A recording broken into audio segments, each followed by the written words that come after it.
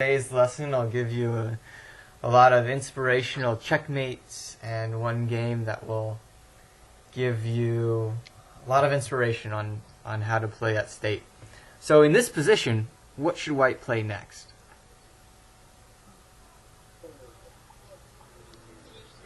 Yeah, this is kind of the most obvious. Checkmate in 1, queen g7, the bishop defends the queen.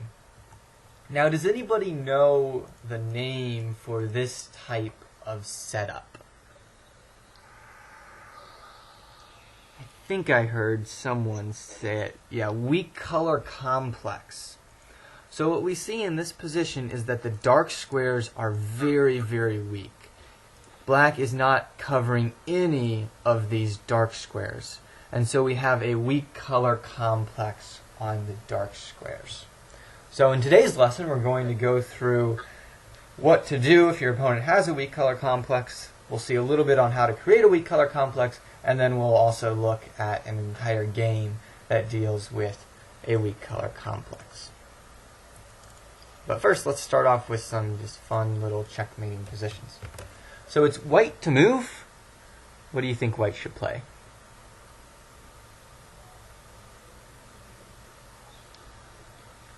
Queen to g7. Yep. Also queen g7. So bishop defends the queen. Queen gives a check and there's no escape. So what color is the weak color complex on? A light or dark squares? Yeah, dark squares. Here we see the dark squares are rather weak. So there are two different criteria you want to watch out for when you're trying to determine whether there's a weak color complex in the position. The first has to do with pawn structure. Does anybody notice anything unique about black's pawns? They're all on white squares. Yeah, they're all on light squares. And since pawns only capture to the left or to the right, notice that they're only attacking light squares. That means that the dark squares are not protected by the pawns. So that's the first factor you want to look for, pawn structure. All of black's pawns are on light squares, so there's a pretty good chance there'll be a weak color complex on the dark squares. The second factor you want to look for has to do with the bishops. So in this position, black has a light squared bishop, but doesn't have a dark squared bishop. If black had a dark squared bishop, say in the corner of the board here on h8, notice how it's able to cover up some of these weak squares. But without a bishop, there's checkmate. Sorry. I think he died, actually. No.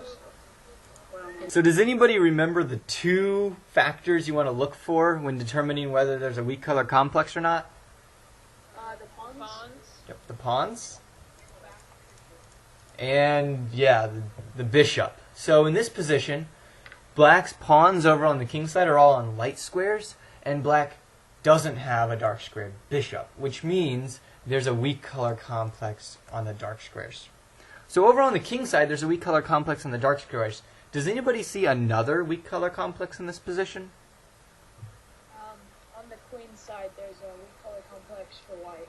Yeah, exactly. So on these light squares, there's a weak color complex because black's pawns over there are all on dark squares, and black does not have a dark squared bishop.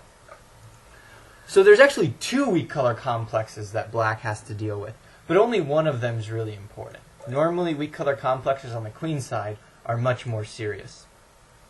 So, white already has a bishop placed right in the middle of the action.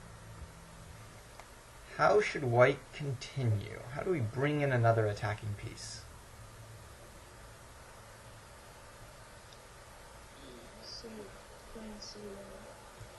Queen c1, yes. So queen c1 or queen d2, either way, basically it's the same idea. Where are you headed with that queen next? H6. Yeah, so you can get eventually into g7. So I'll go ahead and try queen d7. And should we go ahead and jump the queen into h6 right away? Maybe not. Yes. Wait. Anybody see a defense for black now? Yeah, knight f5. Not only does this cover the g7 square, it also attacks the queen. So I would actually be forced to retreat the queen, which is a little bit of a waste of time. So queen h6 looks really good, and it comes very, very close to checkmate, but knight f6 kind of ruins everything. So how might we prevent knight f5? Knight to g4. Knight Knight g5 or H4. knight h4. So knight h4 I think is pretty good. I'll try, I don't know, sliding this rook over. Yep, now just move the queen in. And this is unstoppable checkmate.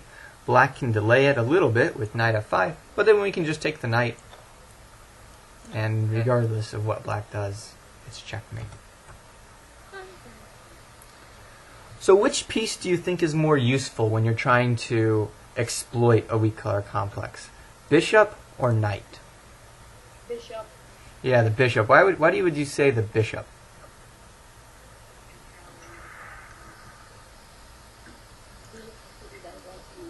Well, I think you're definitely right with the bishop. Notice how the bishop is covering all dark squares since it's a dark squared bishop. And since our focus is a weak color complex on the dark squares, it's really, really useful to have that bishop because it's able to cover a lot of different squares on the dark squares.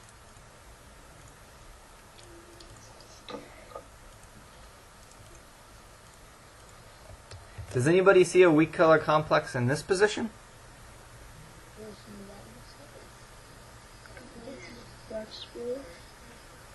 Here in the dark squares. Any squares? On the dark squares. Dark squares on the king's side. Yeah, very nicely done. So the first thing to notice here, all of these pawns are on light squares. Then the second thing I notice is that black does not have a dark squared bishop. And so this leaves us with all kinds of weak squares in black's position. So, what should white do about this? What should white play next? Bishop to h6. So bishop h6 is a good move. It prevents black from castling. But this is actually not the best move in the position. Oh, g5. Ah, even better. The queen is under attack, and it's simply trapped. Notice the knight defends the bishop. The only way for black to stall would be to play f6. Then bishop takes, and it's actually a fork. So black would probably just sacrifice the queen for the bishop. And white is obviously much, much better.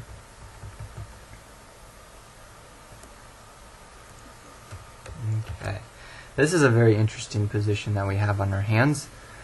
Does anybody see a weak color complex? The dark squares on the king's. Yeah, once again, dark squares on the king's side.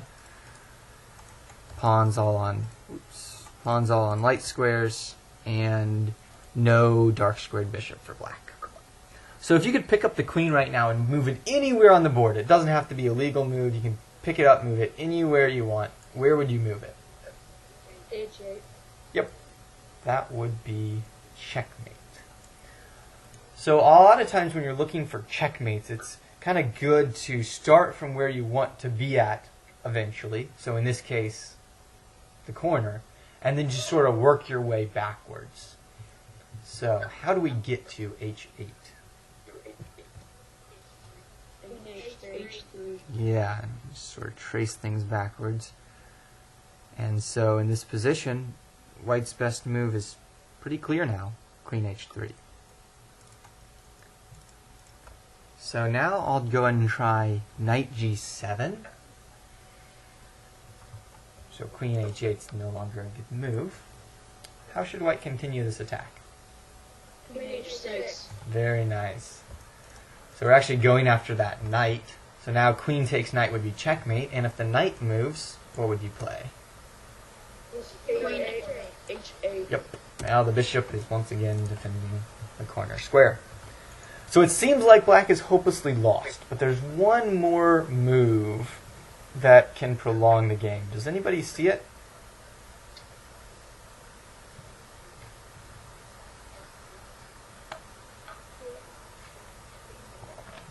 It seems like it'll be mate in one. There's one move that delays it, another move. King F8. Yes. Queen F8.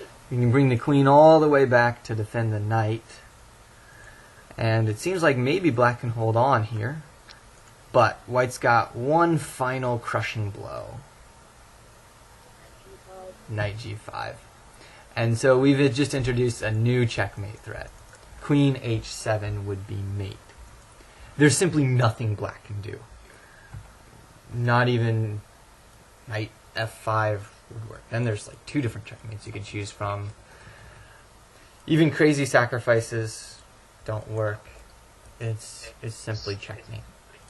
Now it's no coincidence that in this position all three of white's attacking pieces are on dark squares. That's because there's a weak color complex on the dark squares. The bishop, the knight, and the queen, they're able to attack from these dark squares because there's a weak color complex.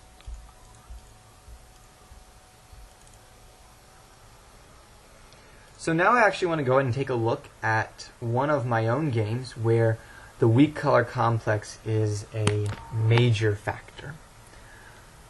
So the game we're going to look at was played a couple ago. I was rated 1999 at the time, so 1 point shy of 2000, and my opponent was rated 1869. So I'm rated 130 points higher roughly. It was a tournament played and pieces from my point of view. I started off with the d4 pawn opening, which is one of the more popular openings. I've also played in the past the e4 pawn opening. Both of those openings are quite popular.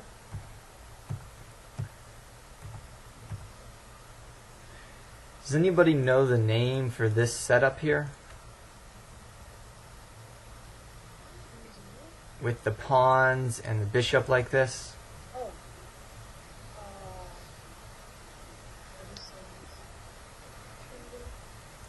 The bishop is... So the bishop is fianchettoed. Has anybody heard that term before? No. Okay, so this is a fianchettoed bishop. It's actually an Italian word dealing with sort of attacking from the flank or the side of the board.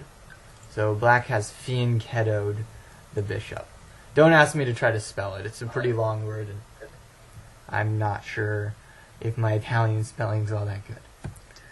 So f4, I'm getting this massive pawn center, trying to dominate the center. A lot of times if you can control the center of the board, you can control the entire game. So that's what I'm trying to do here. Castles, knight f3, c5. My opponent doesn't like that I have such a strong center, so he's trying to break it down. d5. I want to keep my strong center intact, but my opponent is relentless. He keeps on trying to break it down. So I take, bishop comes out, bishop e2, preparing to castle. Knight c6, developing towards the center. Castles, so we're now both castled. Rook to e8. He's got some ideas of going after my e4